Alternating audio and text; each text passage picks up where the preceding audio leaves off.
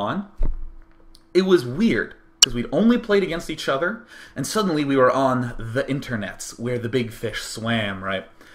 And I still remember my first game of StarCraft ever, right? It was a 1v1v1 free-for-all. Okay, and I was like, alright, this will give me ample time to build up, so that way I can win eventually. I just have to stay out of their way. You know, standard free-for-all junk.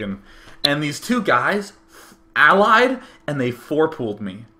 Alright, so I'm in this game, I'm like, alright, okay, cool, you know, I was getting my cybernetics core, I was probably going to be doing an Arbiter Rush, which is a strategy that I had practiced many times in my 3-day-long custom games.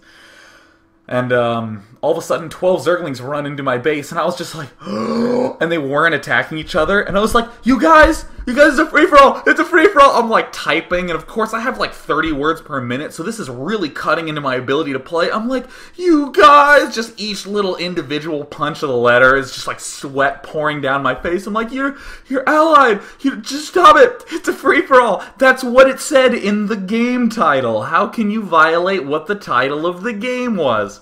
So I lost that game, and I almost threw up. I swear to God, I was so upset. It felt so vile to be betrayed by these two random strangers that I like went to my mom and I cried. And she's like, never play on the internet again. I'm like, I'm never going to get on the internet. I'm just going to play Sonic Racing with my brother. But eventually, you know, I got over that. I did the same thing that every new player does. I just latch on to team games. I think, well, it's obviously because I need to have a good ally, someone who respects my ability to get those arbiters really fast, right? Me and my Marine Martin will definitely appreciate the use of a good ally. So I did a whole bunch of team games, and eventually BGH. Oh, I learned about this. Wait a minute, are you saying that I don't ever have to expand ever, and I have infinite money? Well, this seems like a reasonable way to spend my time, right? I'm gonna do this, and I would 3v3, and okay. I don't know how often this happens to you in just your history as like a person, but especially for me, looking back at my life as a StarCraft player, I was an asshole. I disconnected when I lost, right? I would pull the plug. I would be in a BGH game, and I'd be like, you know, Mass Hydralisk. Nope, ain't no big deal, right? All I gotta do is, you know, not hit the H key, because, you know, who uses the keyboard? You know, this hand was busy pulling on my lip and folding it and scratching while I thought, you know, maybe musing on my chin a little bit, because I was quite the intellectual nerd. And I would mass Hydralisks, and then I would lose everything, and I would just be like, well, good game, man. And I would actually type good game, and because I was playing on a laptop, I would just reach behind and unplug that modem cord. And remember, I'm actually on dial-up right now, so it would take me like 2 minutes to call up AOL again and have to reconnect, but, you know, it was worth it because it wasn't fair, man. I am so ashamed that I did that. I can't believe it. And it was really funny because I would join games, and I had nicknames that were stolen from the Fallout series. I was so my brother and I made a clan. Our clan was Tang, right?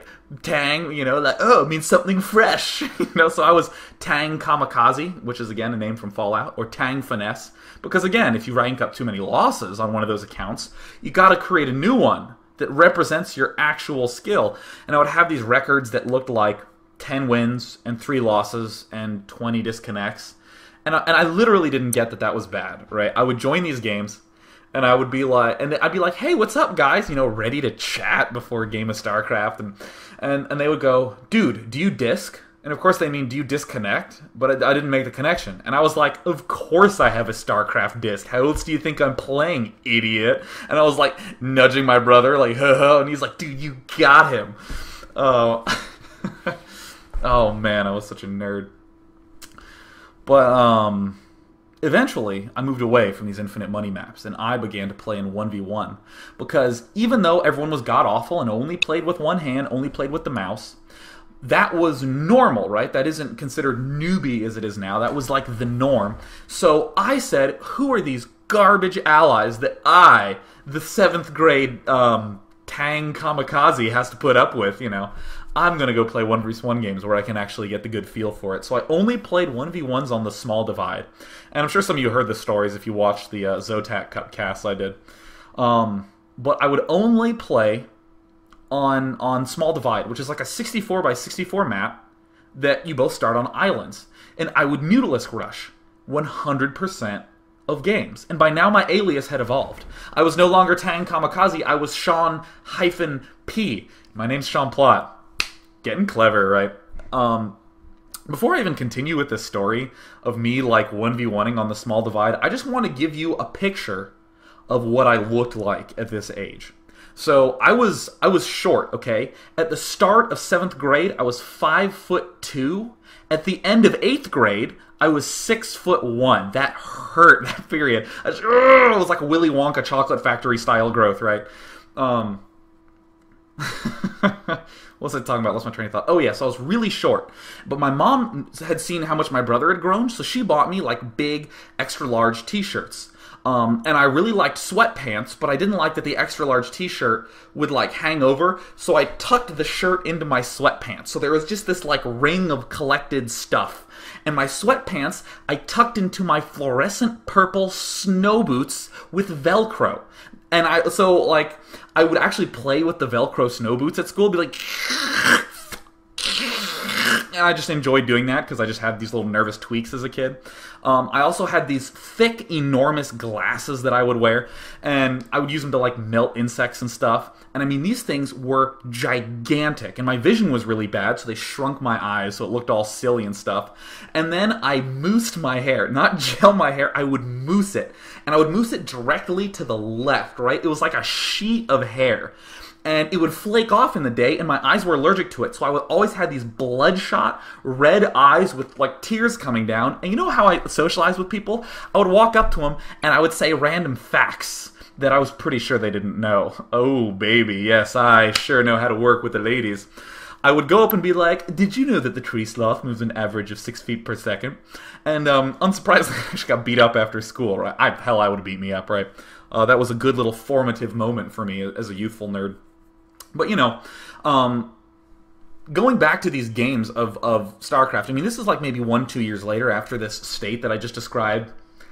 I wasn't much better, right? I was still pretty similar. I liked the idea that I was intellectual, hence why I bought the Protoss StarCraft box, because Protoss were clever. Terrans were scrappy, and Zergs were bugs, and I still hate bugs. Don't want any of that. But I was a mastermind, right? I only played 1v1s on the small divide. I got it. All I had to do was make a pool 12. I made the extractor on 12, and then I would get a layer once my pool finished, and then I would get a hatch when I could, which is pretty close to optimal, right? Except I had to do it on an island because I couldn't wrap my head around rushes, and I actually explained to people at my school, again, keeping in line with the facts that you don't know, I would explain to people at my school why I was so good, right? I would literally go up to girls I had crushes on and be like, hey, you ever heard of StarCraft? And they'd be like, no. Apparently they had very deep voices then. They'd be like, no, absolutely not. So I'd go, all right, well, it's this strategy game, and I have an account, Sean-P. I'm 13-1 on it.